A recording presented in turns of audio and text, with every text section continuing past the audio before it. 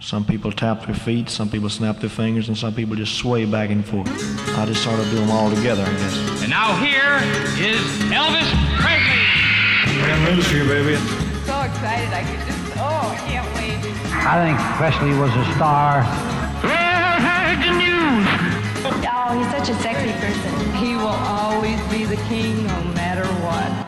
Hello everybody, I've noticed that some people like to see some uplifting footage in these strange days where many people live in some sort of quarantine. So I thought maybe it is nice to show you my Elvis collection. I'm not trying to show off as I have a very modest collection. I know that there are collectors out there who have much more, but it has never been my goal to collect everything. I'm not going to show you my entire collection, only a few highlights. It all started in 1977 when I became an Elvis fan at the age of 11. Because I come from a working class family, the first 3 years I only received €5 pocket money. At the age of 14 or 15 I got €100 clothing money, but I had to pay literally all my expenses from that amount. It made me a very frugal guy. I bought my clothes at second-hand stores, so I saved money to buy my next Elvis record. In the 1980s I never had the money to buy the silver box, but I did manage to buy the golden celebration box. The last record I bought was Essential Elvis. Do you know what your last Elvis vinyl record was? At a certain time in the 1980s, I found several suppliers of Elvis bootlegs in my hometown. Collecting bootlegs was so much more exciting than the official RCA releases at that time. The only downside to collecting bootlegs was that they cost at least twice the amount of an ordinary record. But bootlegs had recordings that RCA would never release to the public. So this was heaven for me as an Elvis fan who wanted to hear unusual recordings.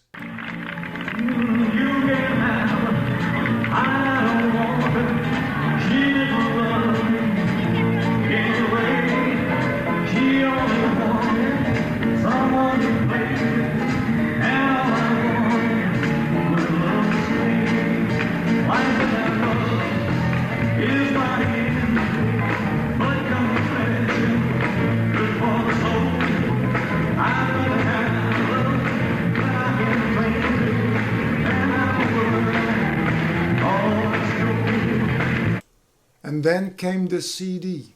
I remember vividly that I bought the CD of Aloha from Hawaii almost a year before I could afford to buy a CD player.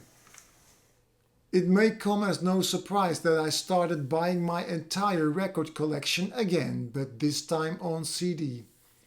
Of the 50s, 60s and 70s boxes, the one I enjoyed the most was the 60s box. That box was really so diverse, and I am a sucker for that Studio B sound of the early 1960s. To beat the bootleg market, RCA started with the Follow That Dream label, FTD. It enabled them to supply the fans with collector material. Now this became also very interesting. FTD did not totally destroy the bootleg market, so I kept buying bootlegs on CD. But nowadays things have changed money-wise. While I was working and single, I had enough money to spend. Now with a family to take care of, a house, a mortgage and responsibilities, I have to make choices of how to spend my money. Nowadays I only buy the real interesting stuff. As an Elvis DJ, I have a guilty pleasure of collecting the Splice Takes bootlegs, as I really like them. Besides CDs, I also collect books. I really like the books of Gerry Reif, and the books of Peter Guralnick are an essential read. I'm happy to have the autograph of Scotty Moore in his book That's Alright Elvis.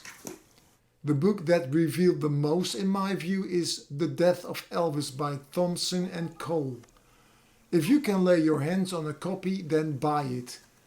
The past years I started collecting books of Elvis that were written prior to 1977.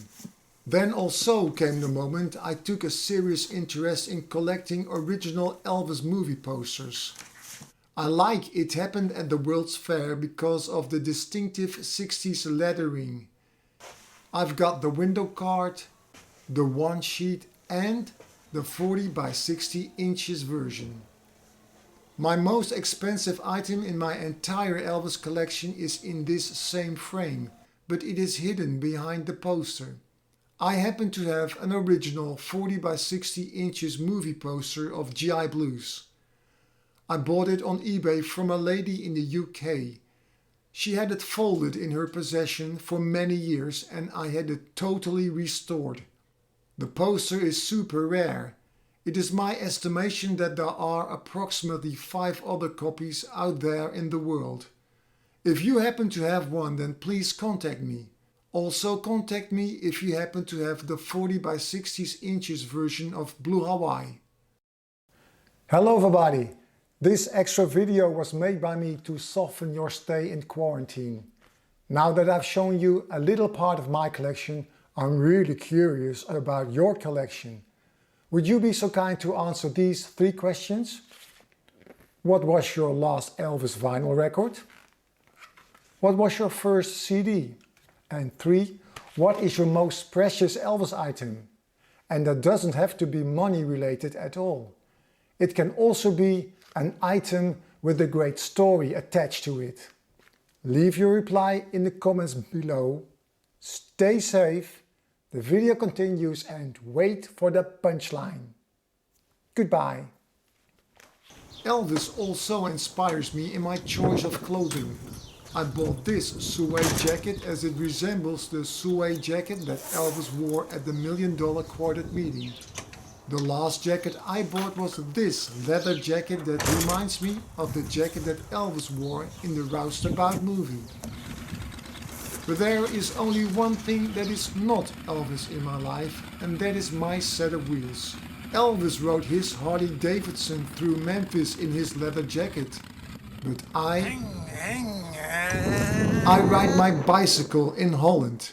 Happy ending, happy ending. Give me a story with a happy ending.